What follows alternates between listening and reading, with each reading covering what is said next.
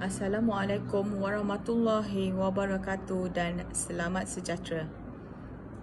Kami daripada kumpulan 4 akan membentangkan kertas kerja bagi subjek VKMB 4. Saya Puteri Norsarah binti Muhammad Razib 258825. Nama program kami ialah Jana Pendapatan dan Raih Keuntungan melalui Bisnes Online Era Pandemik COVID-19.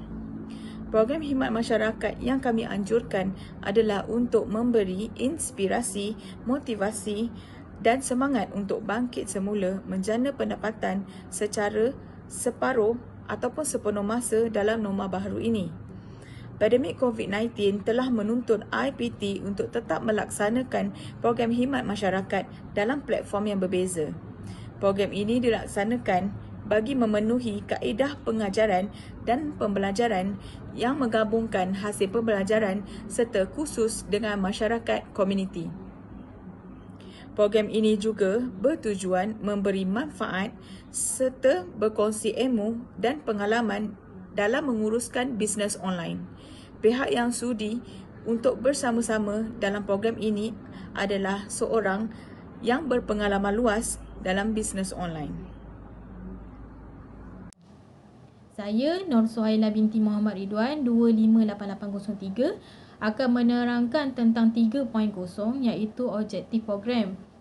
Objektif program yang pertama adalah dapat memberikan kesedaran kepada masyarakat komuniti tentang kepentingan dan kebaikan menceburi bisnes online. Objektif yang kedua adalah melahirkan sebuah masyarakat komuniti yang mampu berdaya saing, berdikari dan berwawasan dalam menguruskan bisnes online. Objektif yang ketiga adalah memperkasakan masyarakat komuniti dalam mewujudkan dan memupuk sikap tolong-menolong di antara satu sama lain. Objektif yang keempat ianya dapat berkongsi ilmu dan pengalaman dalam menguruskan bisnes online. Selain ianya dapat berkongsi tips bagaimana pengurusan kewangan kepada masyarakat komuniti. Objektif yang kelima adalah dapat melahirkan sebuah masyarakat komuniti yang mempunyai sifat kepimpinan untuk merancang pengurusan bisnes online dan ianya dapat berkongsi tip bagaimana menjana pendapatan dan meraih keuntungan melalui bisnes online ini. 4.0 iaitu komuniti sasaran. Komuniti sasaran dalam program ini lebih menumpukan kepada kumpulan-kumpulan komuniti yang mempunyai akaun media sosial. Ini kerana kita mudah untuk berkongsi tips bagaimana untuk menjana pendapatan. Komuniti sasaran yang kedua adalah golongan wanita yang tiada punca pendapatan, terutamanya suri rumah. Golongan sasaran yang ketiga adalah komuniti yang mencari punca pendapatan baru dan ingin menambah pendapatan. Komuniti sasaran yang keempat adalah golongan pelajar yang ingin menambahkan pendapatan. Komuniti-komuniti ini dipilih kerana golongan ini lebih proaktif dan inovatif dalam merancang dan melaksanakan serta menguruskan bisnes online ini. Selain itu, golongan ini juga lebih berani dan kreatif dalam mempelbagaikan cara pemasaran dan promosi bagi mengendalikan bisnes secara online. Dalam era pandemik COVID-19 ini, pengurusan bisnes ini lebih tertumpu kepada online. Oleh itu, komuniti-komuniti ini dipilih untuk kami berkongsi bagaimana menjana pendapatan dan meraih keuntungan melalui bisnes online dan mengajar mengurus kewangan lebih efektif. Saya Nur Atika binti Saharudin 258776 akan menerangkan berkenaan perisian program yang kami akan jalankan iaitu Jana Pendapatan dan Raih Keuntungan melalui bisnes online di era pandemik COVID-19. Okey, tujuan kami mengadakan program ini adalah untuk memberi dorongan dan motivasi kepada individu yang kehilangan pekerjaan sewaktu pandemik COVID-19 ini. Okey, dalam program ini kami akan menerangkan bagaimana cara untuk mengatasi cabaran bisnes secara online semasa COVID-19 ini. Selain itu, kami juga akan menerangkan cara menarik minat pelanggan melalui bisnes online.